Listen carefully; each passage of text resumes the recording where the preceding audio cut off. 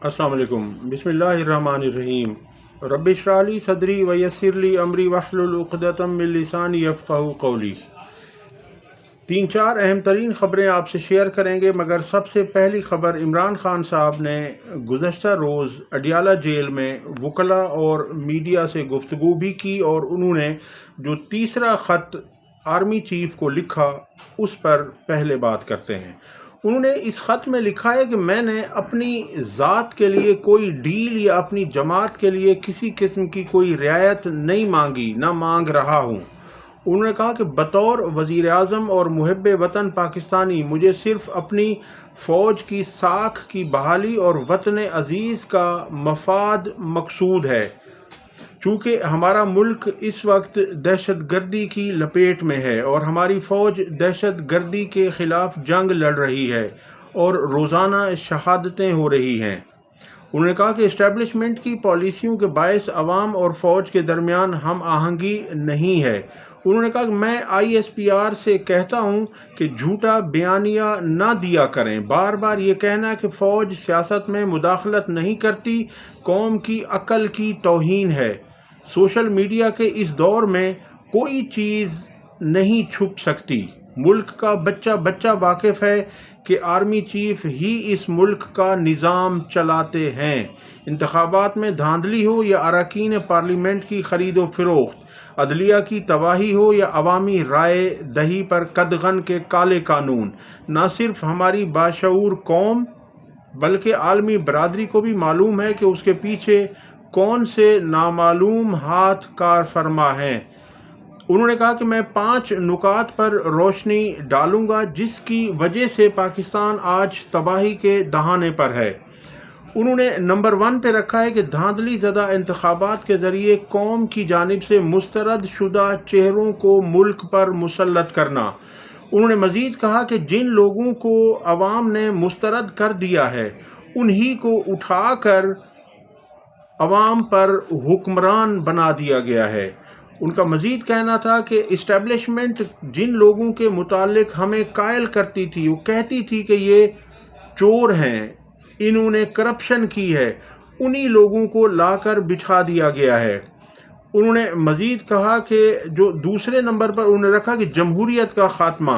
उन्होंने कहा जमहूरियत अखलाकियात पर चलती है, हुकूमत के पास अखलाकी क़ुव्वत हो तो ही जमहूरियत चल सकती है। 30 साल लगाकर पाकिस्तान में रफ्ता रफ्ता जमहूरियत की कुछ बहाली हुई थी, अदलिया मुसलसल जिद्दोजहद से खुद मुख्तार हुई थी और मीडिया कुछ आज़ाद हुआ था और मुल्क बेहतरी की तरफ जा रहा था, मगर इस सब को चकनाचूर कर दिया गया। उन्होंने मज़ीद कहा है कि इसमें उन्होंने तीसरा पॉइंट दिया कि तरजीहात की गलत सिमत। सारी दुनिया आगे की जानिब सफ़र करती है, मगर हम मुखालिफ सिमत में गामज़न हैं।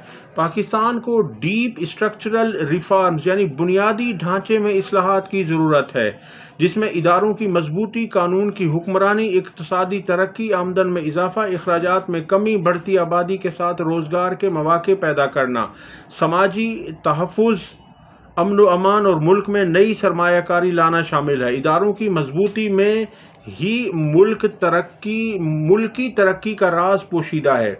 अब यहाँ क्या हो रहा है कि कर्ज ले लेकर अपने नाम के लिए, अपनी तशहीर के लिए स्कीमें शुरू कर दी गई हैं। उससे ये होगा कि अवाम और हमारी आने वाली नस्लें जो है वो मकरूज़ होती चली जा रही हैं और उसका कोई असर नहीं पड़ रहा। होना तो ये चाहिए था कि गुर्बत का खात्मा होता, अवाम को इस तरह से देर पा मंसूबे दिए जाते कि उन पे कर्ज का बोझ भी ना होता, महंगाई भी इस तरह ना होती और उनकी जो हालत ज़ार है उसमें भी बेहतरी आती। उन्होंने चौथा पॉइंट दिया है कि हुनरमंद पाकिस्तानियों और सरमाए की मुल्क से मुंतकली।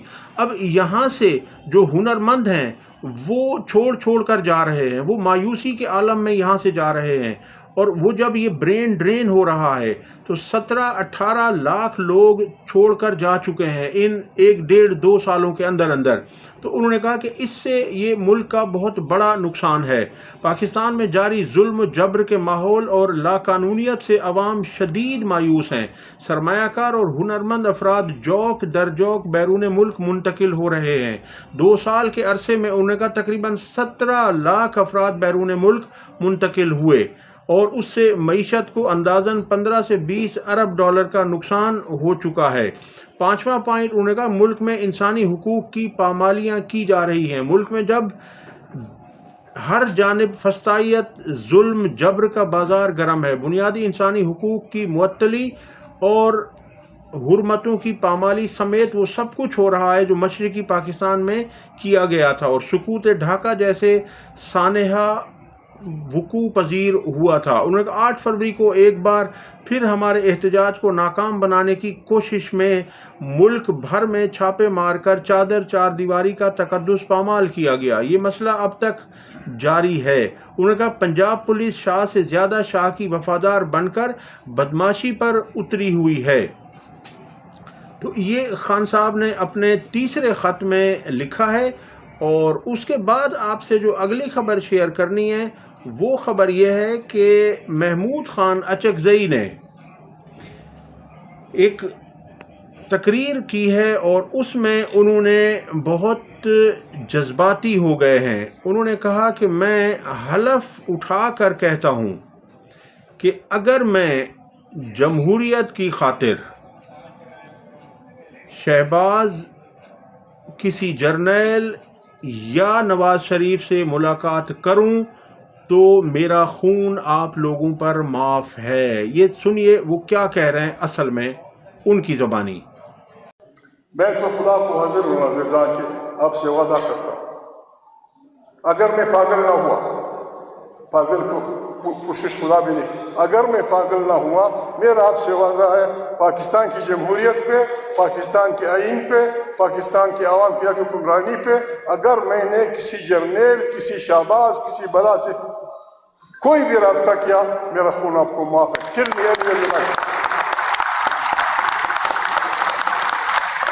شہباز کہتا ہے ٹھیک ہے اگر اپنی جھوٹ لکھا، اگر اپنے فلانا کیا ٹیلی ویژن، یہ تم نے جو اتنا بڑا جھوٹ بولا ہے، تم نے جو 2 نمبر کی لے کے پھر کھڑے ہو کے آپ نے قسم کھائی ہے میں شہباز شریف قسم کھاتا ہوں آئین کی حفاظت کروں گا، فلانا کروں گا، میں پاکستان کا وزیر اعظم ہوں. تو ذرا اپنے دل پہ ہاتھ رکھ، اپنی بیوی سے پوچھ، اپنی بیٹی سے پوچھ، ماں تو آپ کی مر گئی خدا کو جنت نصیب کرے، اپنے بڑے بھائی سے پوچھ کیا تو نے الیکشن جیتا ہے؟ تیری جھوٹ کا کیا علاج ہوگا؟ پھیکا والوں کو تو مار دیں گے پتھر مار دیں، ڈنڈے منڈے. تو نے جو جھوٹ بولا ہے، وزیر ہمارا ترک دوست آیا ہے اس کو وہ کہتے ہیں کہ لاٹھی گولی کی سرکار نہیں چلے گی. انہوں نے کہا میں اللہ کو گواہ بنا کر کہتا ہوں کہ اگر میں نے پاکستان کی جمہوریت، آئین اور عوام کے حق کے حکمرانی پر کسی بھی جرنیل، شہباز یا نواز سے رابطہ کیا تو میرا خون آپ کو معاف ہے. یعنی اس حد تک وہ پہنچ چکے ہیں. اب وہ کہا جاتا ہے نا تنگ آمد بجنگ آمد، ورنہ وہ نہایت سلجھے ہوئے، سنجیدہ اور بہت یعنی کہ سینئر سیاستدان ہیں. وہ اس طرح کی بات نہیں کرتے، لیکن آج انہیں یہ بھی کہنا پڑا. وہ کہتے ہیں کہ فیصلہ کرنا ہوگا کہ ملک میں عوام اور پارلیمان کی حکمرانی ہوگی یا ان کی حکمرانی ہوگی جو کہتے ہیں کہ ہم سیاست میں حصہ نہیں لیتے.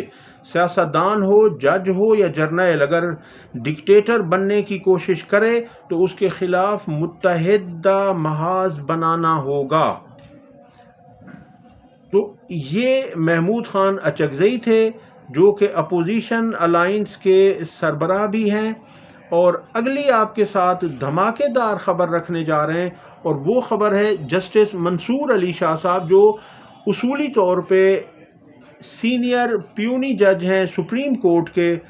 ان کے متعلق رات گفتگو کرتے ہوئے رانا ثناء اللہ نے کہا تھا کہ ہم ان کے متعلق ریفرنس لانے کا سوچ رہے ہیں، یا انہوں نے کہا ہو سکتا ہے کہ ان کے خلاف ریفرنس لایا جائے، تو اس پر جسٹس منصور علی شاہ نے جواب دیا ہے کہ حکومت کو ریفرنس لانے دیں، مقابلہ کریں گے۔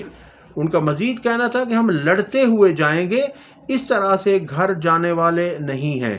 جسٹس منصور علی شاہ نے چیف جسٹس یحییٰ افریدی کو چیلنج کر دیا۔ جسٹس منصور علی شاہ نے رانا ثناء اللہ کے ریفرنس سے متعلق بیان کے بعد کسی بھی حالت میں استعفیٰ دینے سے انکار کرتے ہوئے کہا کہ ہم میدان خالی نہیں چھوڑیں گے، ہم میدان نہیں چھوڑیں گے، لڑتے ہوئے جائیں گے۔ انہوں نے کہا حکومت کو ریفرنس لانے دیں، مقابلہ کریں گے، کسی صورت میدان کو نہیں چھوڑا جائے گا۔ کمرے میں ان کا کہنا تھا کہ کمرے میں موجود ہاتھی کسی کو نظر نہ آئے تو کیا کہہ سکتے ہیں، مقدمات نمٹانے کی شرح دیکھ لیں، کس کے کتنے فیصلے قانون کی کتابوں میں شائع ہوئے، سب آپ کے سامنے ہے، سب کچھ انہوں نے کہا سامنے ہے، آپ چیک کر لیں کہ کس جج کے کتنے فیصلے قانونی کتابوں میں بطور نظیر پیش کیے گئے ہیں۔ انہوں نے کہا تمام ریکارڈ سپریم کورٹ کی ویب سائٹ پر موجود ہے، ابھی تو حلف برداری کے بعد چائے پینے آیا ہوں، ریفرنس جب آئے گا تب دیکھی جائے گی، کچھ غلط کیا ہی نہیں تو ریفرنس کا ڈر کیوں کروں۔ انہوں نے کہا کہ جب میں نے کچھ غلط کیا ہی نہیں تو مجھے کیسا ڈر، یہ شوق سے ریفرنس لائیں اور میں ان کا مقابلہ کروں گا۔ انہوں نے کہا میں میدان چھوڑ کر نہیں جاؤں گا، جیسا کہ جسٹس اعجاز الاحسن صاحب استعفیٰ دے کر چلے گئے، میری رائے ہے کہ ان کو بھی ایسا نہیں کرنا چاہیے تھا، کہ اگر وہ بھی اس وقت موجود ہوتے تو یہ جو اتنے ججز لا رہے ہیں کم سے کم ایک جج تو کم ہو جاتا۔ تو انہوں نے کہا کہ میں ڈٹ کے کھڑا ہوں اور حکومت جو ریفرنس لانا چاہتی ہے وہ لے آئے، دیکھ لیں گے۔ انہوں نے کہا اللہ مالک ہے، کسی سے کوئی ذاتی اناد یا اختلاف نہیں، باقی تمام ججز کے ساتھ ملاقات ہوتی ہے، اکٹھے چائے بھی پیتے ہیں۔ یہ ان کی صحافیوں سے غیر رسمی گفتگو تھی۔ ان سے صحافی نے سوال کیا سنا ہے آپ کے خلاف ریفرنس آ رہا ہے، تو انہوں نے جواب دیا کہ ریفرنس جب آئے گا تب دیکھی جائے گی۔ انہوں نے کہا کچھ غلط نہیں کیا تو پھر ہمیں کسی سے کوئی ڈرنے کی ضرورت نہیں ہے۔ اگلی خبر آپ کے ساتھ شیئر کرتے ہیں، اور وہ خبر یہ ہے کہ عمران خان کو چپ رہنے کے مشورے دینے پر فیصل چودھری نے رؤوف کلاسرا کو خاموش کروا دیا۔ رؤوف کلاسرا نے رات ایک پروگرام میں گفتگو کرتے ہوئے کہا کہ عمران خان صاحب کا مسئلہ یہ ہے کہ وہ 24 گھنٹے سے زیادہ چپ نہیں رہتے، جس دن وہ چپ رہیں گے تو مسائل حل ہو جائیں گے۔ اور آسمہ شیرازی نے ان کی ہاں میں ہاں ملائی اور کہا یہی تو وہ مسئلہ ہے۔ تو اس پر فیصل چودھری نے ان دونوں کو ایسا کرارا جواب دیا کہ اگر ان میں کچھ تھوڑا سا ضمیر ہے تو ان کی تسلی ہو جانی چاہیے۔ فیصل چودھری نے کہا کہ آئین کو روندا گیا، انتخابی نشان چھینا گیا، جیل سے الیکشن جیتا لیکن فارم 47 بنا دیا گیا، کون سا احسان کیا ہے جو عمران خان صاحب چپ رہے ہیں۔ انہوں نے کہا کہ آپ نے ظلم کے، جبر کے، فسطائیت کے سارے پہاڑ توڑ دیے، تحریک انصاف پر، عمران خان کی لیڈرشپ پر سب کچھ آپ نے کر دیا، چار دیواری کے تقدس کو پامال کیا، الیکشن لڑنے نہیں دیا گیا، انتخابی نشان چھینا گیا، اب بھی آپ ان سے توقع رکھتے ہیں کہ وہ آپ کو پھول پیش کریں گے۔